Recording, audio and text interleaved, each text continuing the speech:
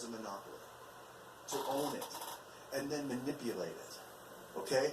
So it happens with pastors and churches all the time. It works until they're lukewarm and ineffective. And that becomes the norm. And then Jesus has to show up and say, hey, write a letter to these 7 pastors. Because he can't talk to them himself. This happened in the book of Revelation. Okay, so it's the same thing, is you're waiting for someone to do something about it. And it may be you. Because this is what happens. It always ends up being about the money. It always ends up being for agenda. It stops, listen, every corporation that fails is because it stops being about the people. And even my Sven, who's our other pilot, but he's also my instructor. And we were talking about this, and it's amazing how I was at a corporation for 30 years, and I watched how when it started, it was all about the people, repeat customers, making it part of a family, so you felt like you were family. And how at the end, because of hardship and things that would happen, the employees, I remember out of my check, we were going under. Southwest Airlines was going under after 9/11. All the employees, 31,000, donated a large chunk out of each of our checks to the fuel fund to keep us flying. Now, this is, I'm paying for an airplane that I'm working on that I should be getting paid for, and what is going out of my paycheck is 1/4 back to my company.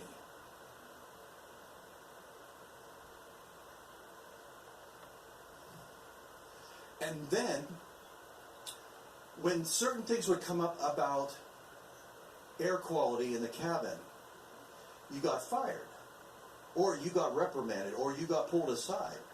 But then all of a sudden, you know,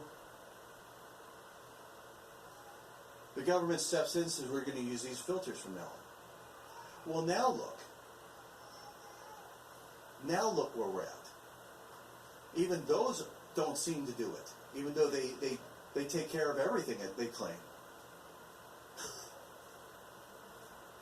It's just like my pilot friend that, I don't know if you've ever seen the U-2 spy plane. It's this big, long-wing spy plane. They still fly them today. My friend was based, I can't tell you where he was based out of, but he flew for Southwest Airlines, but he was still flying this airplane at the edge of space.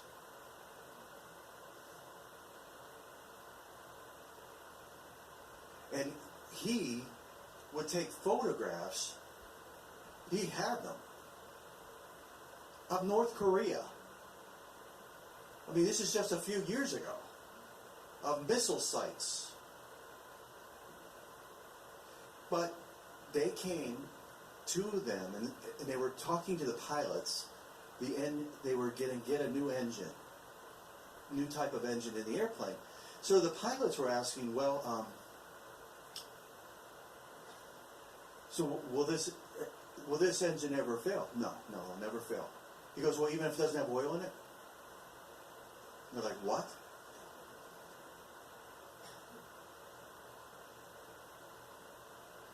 Because here's why.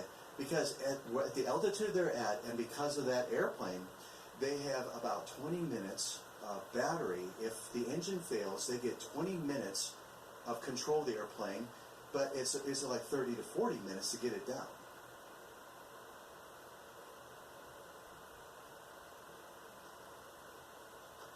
So everything that guy said, they shot it down. They said, well, it can't fail. You're saying it can't fail, but it cannot fail, and it's okay if it does for you because you're going to be in an office drinking coffee.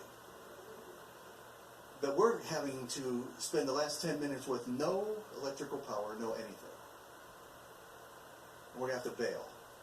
The airplane's going to be unflyable.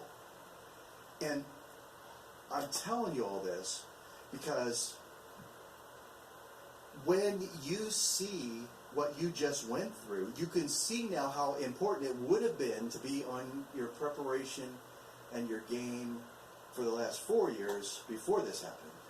but you didn't know that this was going to happen, but yet the Spirit knew it, because the Spirit was warning me, and I was putting it out there. He's warning me too. But I saw some stuff coming. If the nation I could get didn't somebody turn, to listen. the nation. Now I know the church is 90% of the world. If you ask people, if they believe in God, 90% believe in God, but is it small g or big G? And then out of that, out of the religion part of it, 90% claim that they're Christians, but really, when you interview them, It's all